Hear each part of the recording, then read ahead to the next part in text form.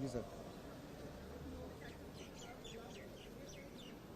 मैंने आज लोकसभा में जो है एक सब्सटेंसिव मोशन जो है मूव किया है राहुल गांधी जी के खिलाफ कि वो देश को तोड़ने वाली साजिशों के साथ, सोरोस के साथ, यूएसएड के साथ, फोर्ड फाउंडेशन के साथ किस तरह से मिलकर देश को गुमराह कर रहे हैं, सेना के मनोबल को गिरा रहे हैं और जितनी विरोधी शक्तियां हैं उनके साथ मिलकर भारत को टुकड़े टुकड़े कर देना चाहते हैं। उसके लिए मैंने एक सब्सटेंसिव मोशन जो है माननीय स्पीकर साहब को मूव किया है कि इस पर चर्चा हो और राहुल गांधी की सदस्यता खत्म हो और वो चुनाव लड़ने के लिए जिंदगी भर के लिए डिबार्ड हो।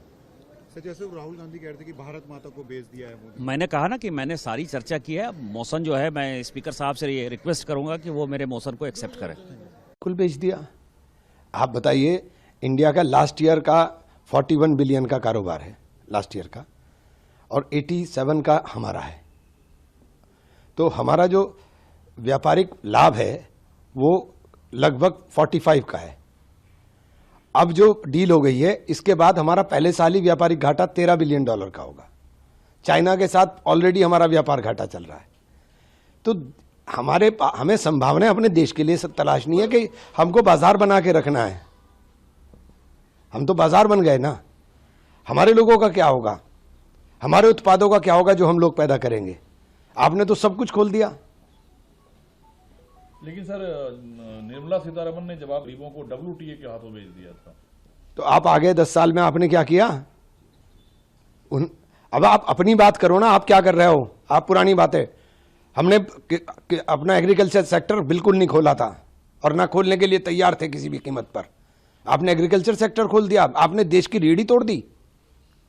ये सर, एप्स्टीन फाइल की इतनी चर्चा तेज क्यों है? राहुल गांधी हाउस में हरदीप पुरी का नाम लिया, हालांकि हरदीप पुरी ने सफाई दी और कहा उनकी मुलाकात तो हुई है लेकिन वो बिजनेस की संभावना को तलाशने को लेकर हुई थी।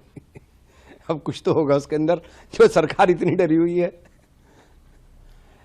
एप्स्टीन का नाम आते ही हाउस में एकदम हंगामा हो जाता है, तो कुछ तो होगा उसमें।